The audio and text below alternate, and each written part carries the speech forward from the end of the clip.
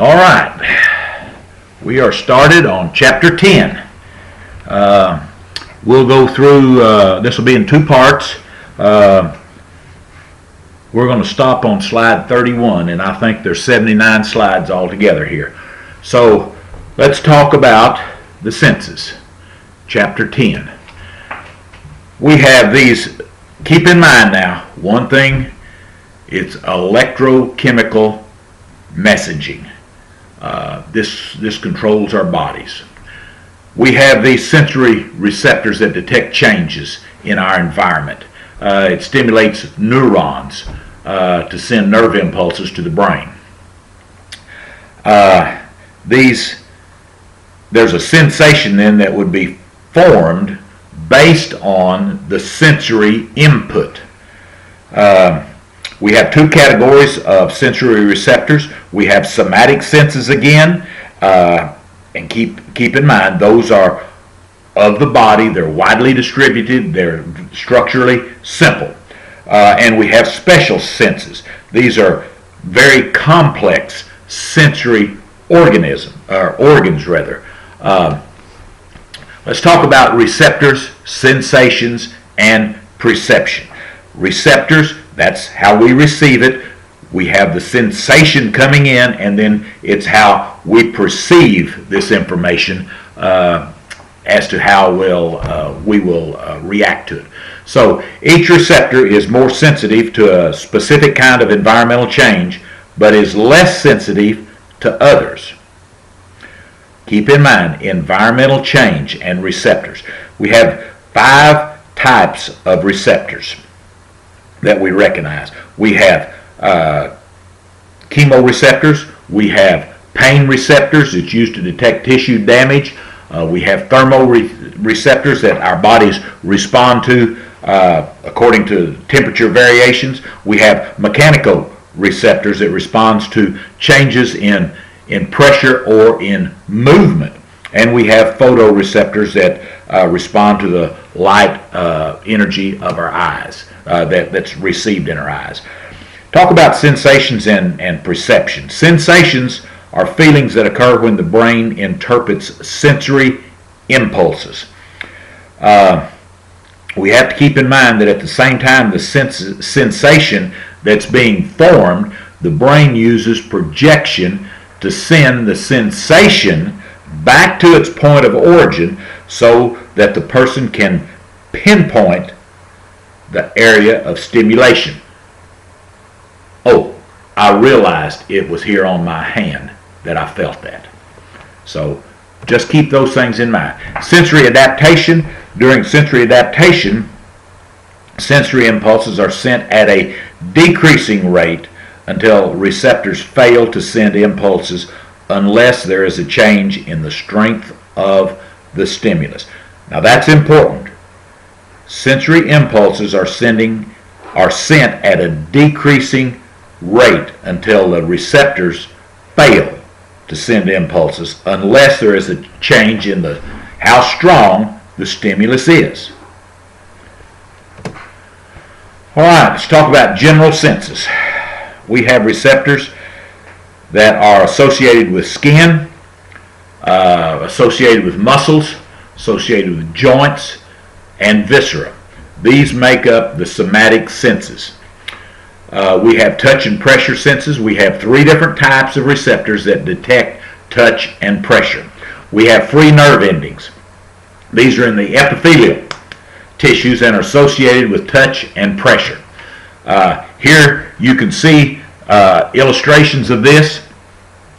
We have in the skin, this whole thing is a section of your skin. It shows the epidermis and the dermis.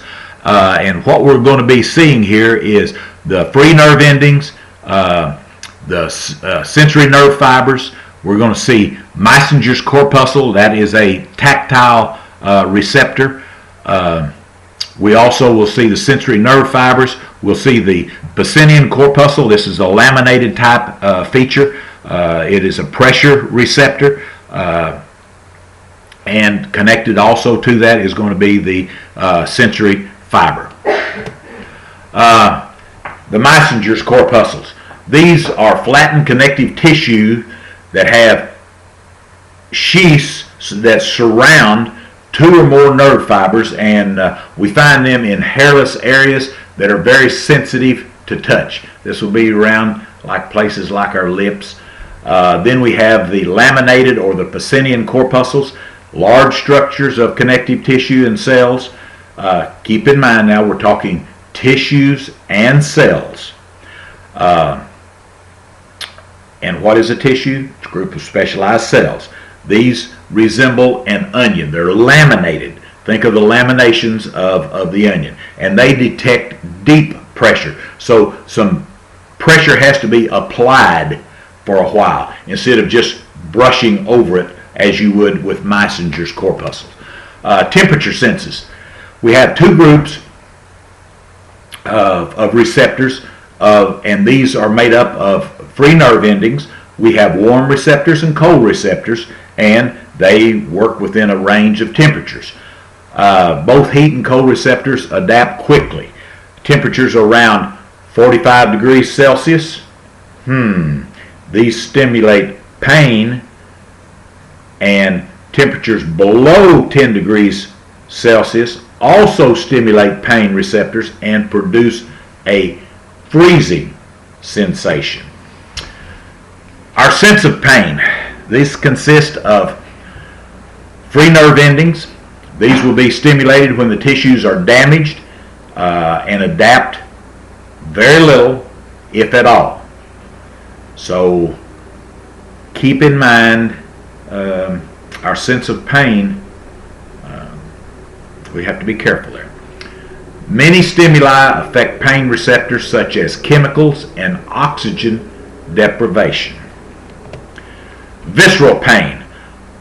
These are only receptors in the viscera that produce sensations. One of them is referred pain.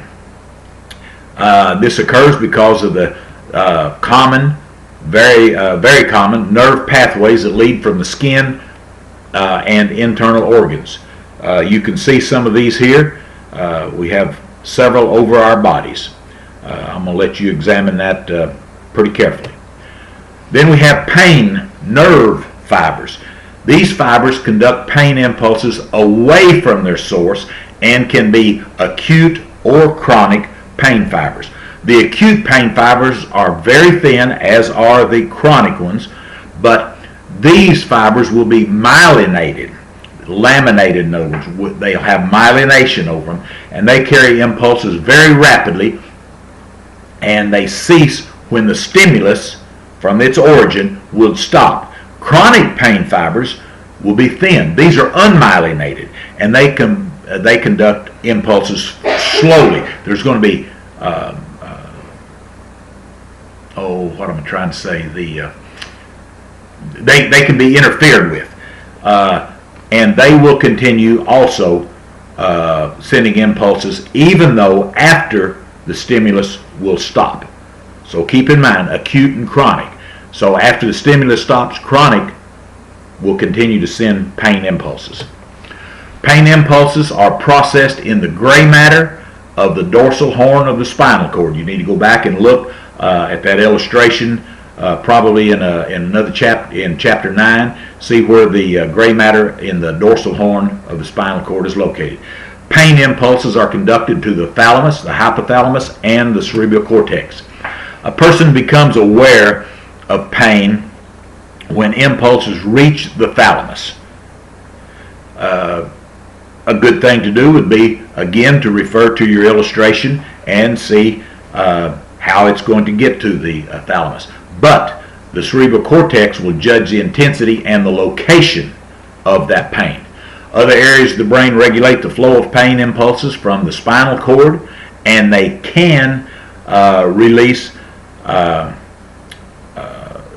these different hormones, even serotonin, and these will release or inhibit rather the release of pain impulses in the spinal cord. Endorphins will be released in the brain, and they provide natural pain control. All right, special senses. These are associated with fairly large and very complex structures located in the head. These include senses of smell, taste, hearing, equilibrium, and sight. We have olfactory receptors that help us with our sense of smell and taste. Receptors will be chemoreceptors. The sense of smell and taste operate together to aid in food selection. If it smells good, if it's to our liking, then of course we're going to try to consume it. If it's not to our liking, doesn't taste good, push it away. Good illustrations here. You can see very closely here on slide 20. You see the cilia there, the receptor cells. You can see how the cribriform plate comes into play. You've got your olfactory bulb and your olfactory tract there, all up in the nasal cavity, and then these are going to be carried to where they can be recognized and allow us to make judgment as to what we need to do.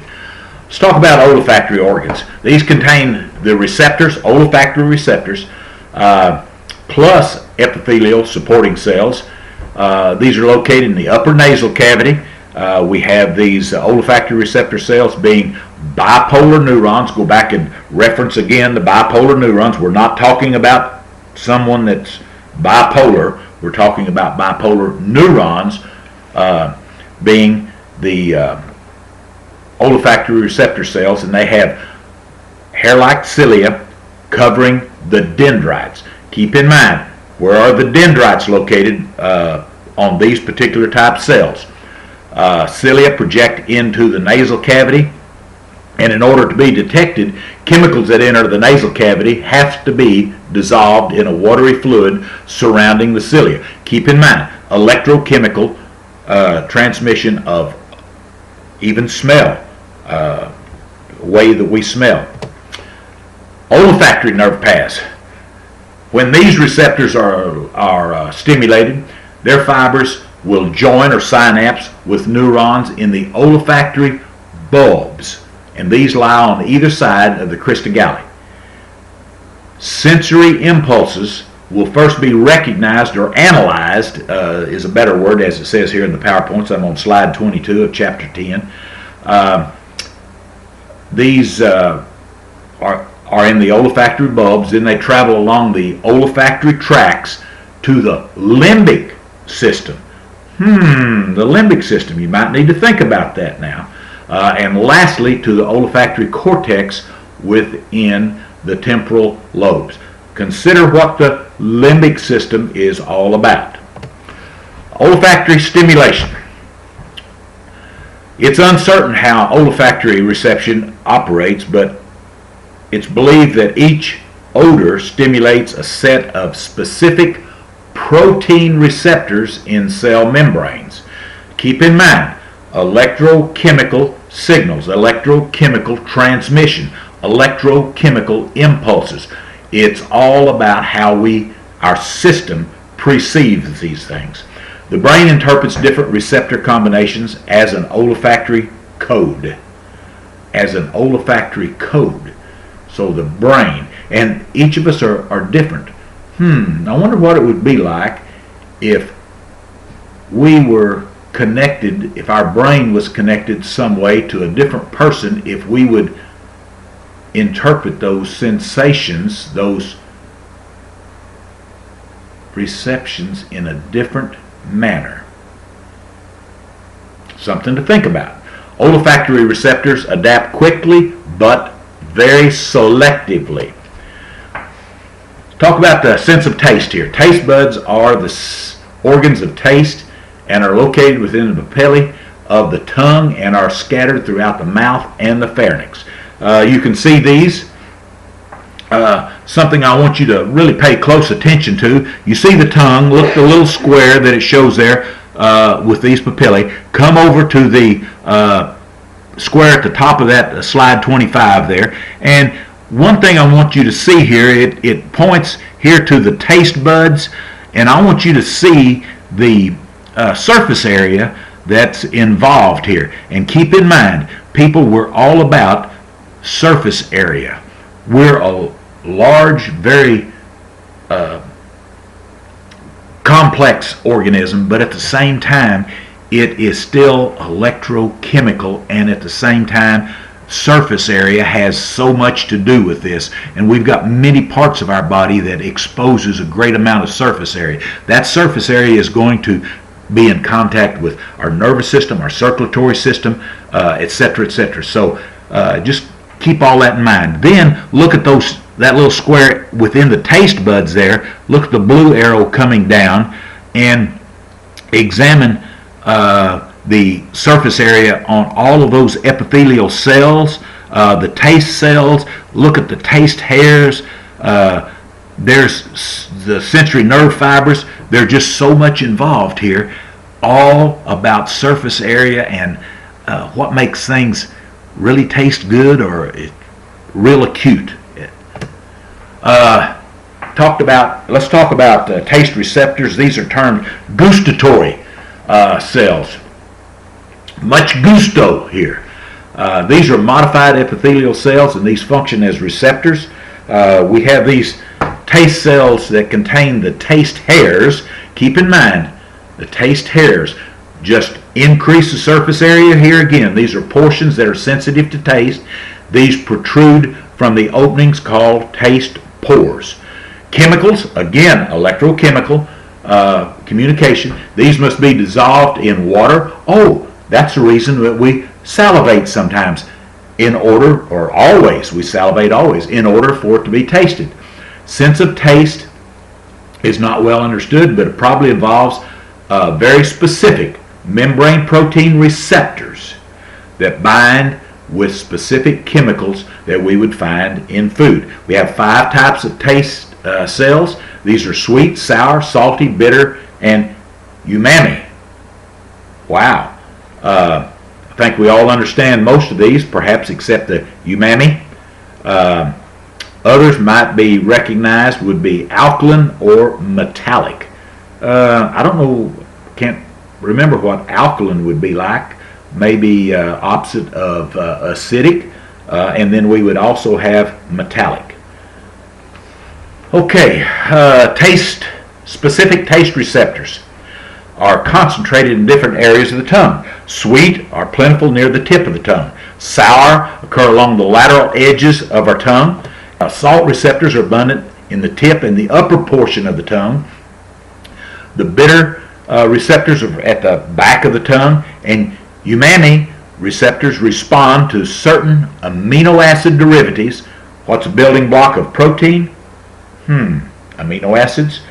And these amino acid derivatives, one example here is MSG, monosodium glutamate. We find that in many of our spices, etc. Taste buds may be responsive to at least 2 taste sensations. Taste buds.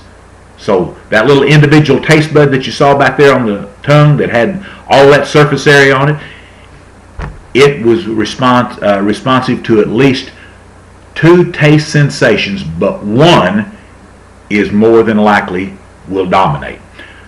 Taste receptors undergo adaptation. Talk about taste nerve pathways.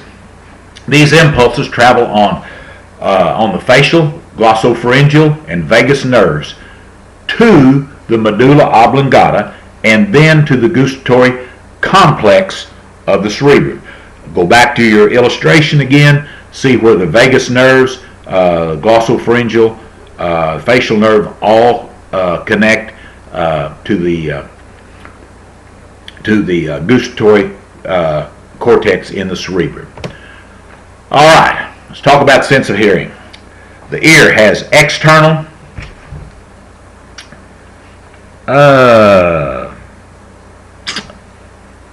let me stop on this one and then we'll pick up in a moment.